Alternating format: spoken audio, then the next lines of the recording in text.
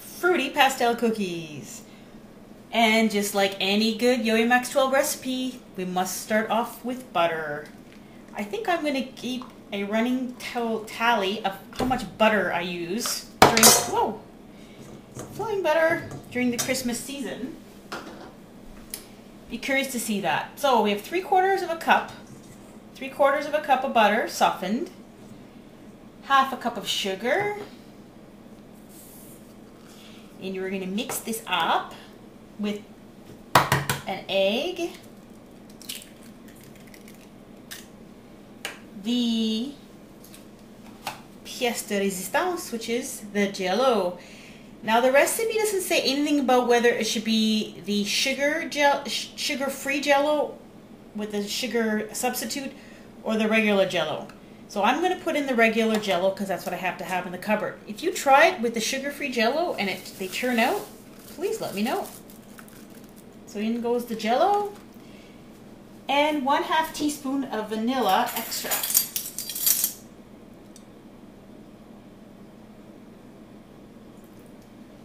And we're going to blend that up. Jello, in the picture they use lime Jello in theirs, but I'm using the cherry Jello. Because I don't like lime, and I don't have any in the house.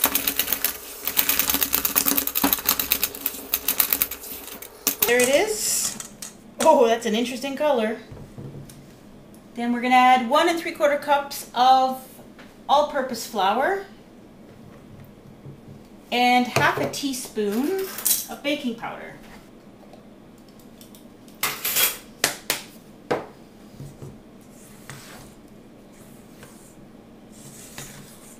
Placemats, name it, they had it. Okay, what I'm going to do is I'm going to finish mixing this up and then I'm going to put it in my cookie press. Here's a cookie press and it comes with some tips that make different shapes of cookies. And the original cookie gun that I received came with these little metal ones. And I think I only have 3 of the 6 original ones. They got lost over the years. However, I did go to a yard sale and did find a similar cookie gun that had a whole bunch of extra ones. So I bought it for next to nothing. And so now I have a whole pile of them. So I'm going to show you what to do with that. So you take your dough, which looks remarkably like Play-Doh, and you put it in your cookie gun.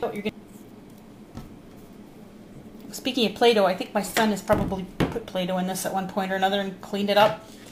Okay, then the little trigger here, you push it and that pulls out, and then you screw it on. Okay, I had to take out a little piece. There's 2, but too much.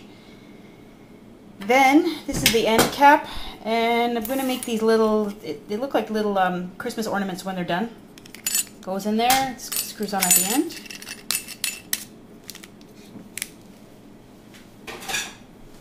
Takes a little practice to get these just right. And the hardest part is to get them started. So you just kind of take off a little bit off the start so that it's right flush up against there. You put it down so it's actually touching the sheet, and you give it one squeeze. There's your cookie.